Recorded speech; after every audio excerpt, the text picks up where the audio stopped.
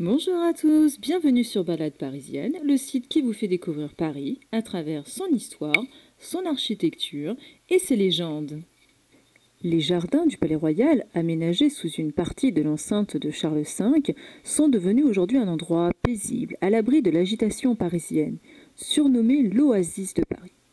New York a bien son poumon vert, Paris avait bien le droit à son coin de verdure. Formant un quadrilatère d'un peu plus de 2 hectares, 20 850 mètres carrés pour être exact, ils sont ombragés par 4 doubles rangées de tilleuls taillés en marquise, auxquels s'ajoutent au nord du jardin 2 marronniers rouges. De chaque côté du bassin central et de son jet d'eau en éventail, dans lequel Louis XIV enfant aurait failli se noyer, 2 larges pelouses entourées de rosiers s'ornent de sculptures en marbre. Le charmeur de serpents de Martial Adolphe Tabar, datant de 1875, est en assez piètre état. Le pauvre homme a perdu ses mains. À l'origine, un serpent s'enroulait autour de sa main gauche, tandis que le charmeur tenait une flûte dans l'autre main.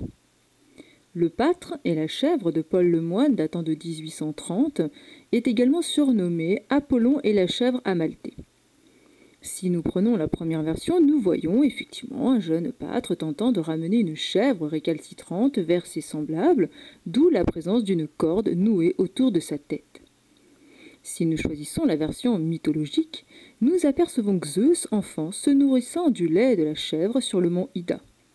Les cornes de l'animal avaient la particularité de procurer à leur possesseur tout ce qu'ils pouvaient souhaiter, d'où le nom de cornes d'abondance. Pour Zeus, cela consistait surtout en nectar et en ambroisie. Le jardin du Palais Royal possédait bien sûr d'autres statues qui, hélas, ont aujourd'hui disparu. Nous pouvions y voir par exemple Diane à la biche ou Diane chasseresse, statue en marbre imitant une œuvre romaine de l'époque impériale. La déesse Artémis ou Diane, tout dépend si vous choisissez l'appellation grecque ou romaine, avance tout en tenant les bois d'un jeune cerf de la main gauche. Sa main droite se tend vers les flèches contenues dans son carquois. L'exemplaire le mieux conservé est visible au musée du Louvre dans la salle des Cariatides.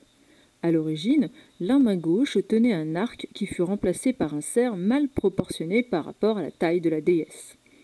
Cette dernière est couronnée d'un diadème, porte un chiton et un imation enroulé autour de la taille. Elle est chaussée de sandales et sa chevelure est nouée à l'arrière de la nuque. La statue se trouvait dans le jardin, derrière le pâtre, comme vous pouvez le voir sur cette photographie ancienne. Derrière elle, d'ailleurs, vous apercevez la terrasse couverte du café de la Rotonde. Autre statue, le génie latin de Jean Magro, datant de 1920. Cette statue en marbre avait été offerte à la France par la Ligue de la fraternité intellectuelle latine. Elle devait être placée dans le jardin des Tuileries, mais la commission du Vieux Paris insista pour qu'elle soit installée dans le jardin du Palais Royal. Le 4 octobre 1919, le ministre de l'Instruction publique et des Beaux-Arts, Louis Lafère, concède un emplacement occupé donc par la statue de Diane que nous venons de voir. Celle-ci est envoyée en échange au jardin des Tuileries où elle se trouve toujours. Le 12 mai 1921, la statue est inaugurée dans le jardin en grande pompe, comme vous pouvez le voir également sur cette photographie. Le ministre plénipotentiaire du Costa Rica, doyen du corps diplomatique sud-américain, Manuel de Peralta, prononce un discours en présence de Louis Barthou, du comte Bonin Longard, de l'ambassadeur d'Italie et de bien d'autres personnalités. Sur l'image, nous assistons au discours de Francesco León de la Barra, président de la République mexicaine. La sculpture mesure 3,75 mètres de hauteur. Sur le piédestal se dresse un jeune homme nu, tenant dans sa main droite une victoire, tandis que sa main gauche s'appuie sur une colonne. Les 4 faces du piédestal sont ornées. Sur le devant, nous reconnaissons la louve romaine, mais qui a perdu Rémus et Romulus. Au-dessus d'elle se lit une inscription latine. Je ne vais pas vous la lire, à moins qu'il y ait vraiment des grands amateurs de latin, mais en gros, ça explique voilà, qui a offert la statue et en quelle année.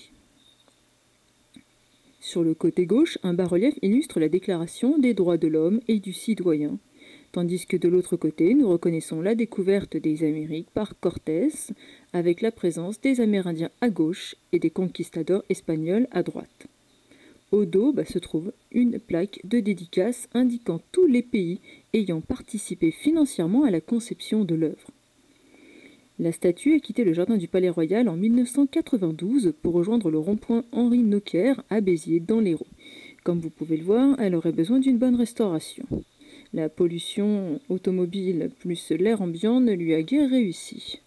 Le monument à Victor Hugo, marbre d'Auguste Rodin datant de 1889, ornait le jardin à proximité du charmeur de Serpent. Aujourd'hui, il est visible au musée Rodin. Après la mort de l'écrivain en 1885, il fut question de lui élever un monument au Panthéon, faisant pendant à celui dédié à Mirabeau et réalisé par Injalbert. Petit aparté, Injalbert était le maître de Magro, dont nous venons donc de voir une œuvre, Le Génie latin.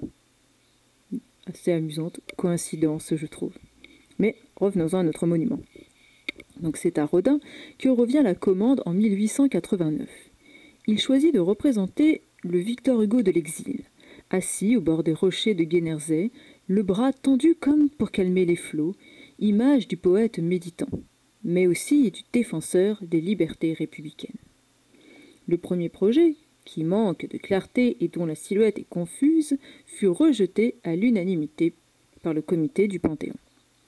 En 1891, le directeur des Beaux-Arts le destina alors à un autre emplacement. Il prit finalement place dans les jardins du Palais Royal. À partir de 1890, Rodin travailla donc simultanément à deux projets. Le premier représentait Victor Hugo assis, tandis que le second, destiné au Panthéon, montrait un poète debout. Ce dernier est représenté nu, comme vous pouvez le voir donc sur notre œuvre, sans artifice ni idéalisme, comme il était coutume de le faire pour les grands hommes. Le corps est marqué par le temps, ce qui choqua en fait les contemporains de Rodin. Dans le projet initial, le poète devait être accompagné par la muse tragique et par la méditation. Elles ont disparu dans la version finale en marbre, mais que l'on retrouvera dans le deuxième projet. C'est celui que vous avez donc sur les yeux, qui est également visible au musée Rodin. La statue de Camille Desmoulins en bronze de Eugène Jean Boveri se situe à l'entrée du jardin. Elle fut installée là en septembre 1905, avant d'être enlevée et fondue par les Allemands en 1942. En 1889, à l'occasion du centenaire de l'appel de Desmoulins, un comité décide de dresser une statue dans le jardin du Palais Royal. Une statue en plâtre de Vital Cornille est dressée temporairement. Vers 1903, le comité commande donc à Boveri une œuvre en marbre qui est inaugurée le 27 septembre 1905. On a l'impression là que Camille Desmoulins a été saisi dans l'instant au moment où il vient d'apprendre donc le renvoi de Necker. S'est levé, semble-t-il, pas violemment, mais s'est dressé de colère. On a renversé donc la chaise peut-être sur laquelle il était assis, ou au moins qui était près de lui, monte sur la sienne en vue justement d'appeler le peuple à la révolution. On le voit là, il est prêt à monter, le visage un peu crispé, un peu énervé. Et c'est cet instant qu'a choisi Boveri. Se trouvaient également deux autres sculptures de Charles Leboeuf-Nanteil, l'Apollon du Belvédère et Eurydice mourant. L'Apollon est une copie en marbre d'une œuvre romaine. Le dieu grec est représenté marchant, tendant un arc disparu de la main gauche, tandis que sa main droite repose sur un tronc d'arbre et tenait peut-être une flèche. Apollon est nu, portant seulement des sandales et une chlamyde sur les épaules. Un carquois porté en bandoulière est visible dans son dos. L'œuvre originale est exposée au musée du Vatican, en Italie. La statue est souvent associée à celle de Diane chasseresse, que nous avons vue un instant, parce ils ont été immortalisés dans le même mouvement du corps.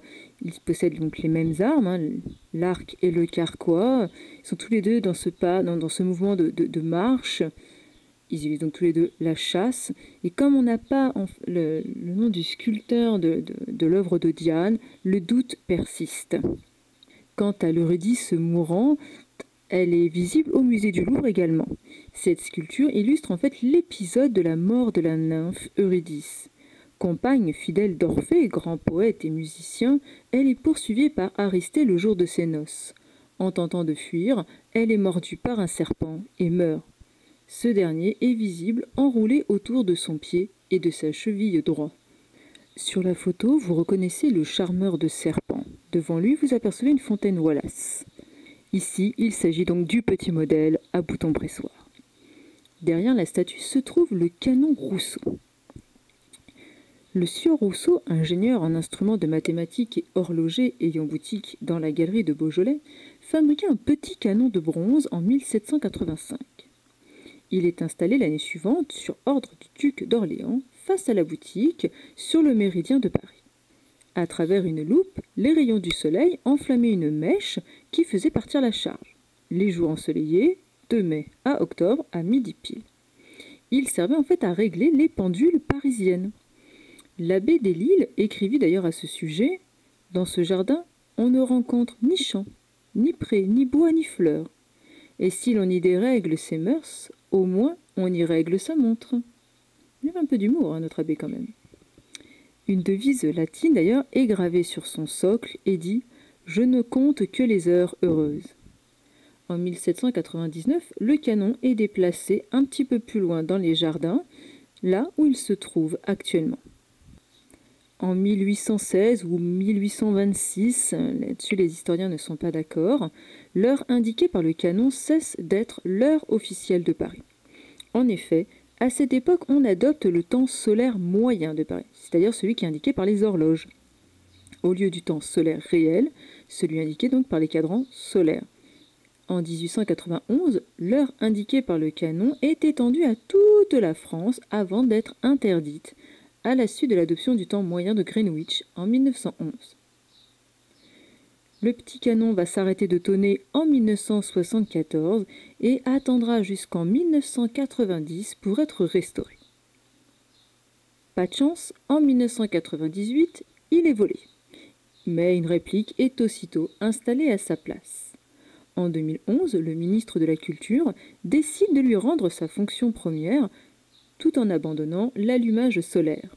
Désormais, chaque mercredi à midi, un artificier déclenche manuellement le tir pour le plaisir des badauds, enfants et grands. Honnêtement, avec le Covid, je ne suis pas sûre que cette coutume soit maintenue. Dans la galerie de Valois, une plaque commémore l'engagement de volontaires tchécoslovaques en 1914. Ces jeunes hommes partirent le 22 août depuis le Palais Royal pour, je cite, « défendre aux côtés de la France la liberté des nations et recouvrer l'indépendance nationale ». La plaque fut apposée le 15 décembre 1934 par la colonie tchécoslovaque de France. Je vous remercie d'avoir suivi cette nouvelle vidéo de balade parisienne. J'espère que la visite vous a plu et surtout que je vous ai aidé à découvrir un monument de Paris. Je vous dis à très bientôt sur le site et en attendant, je vous souhaite une excellente journée.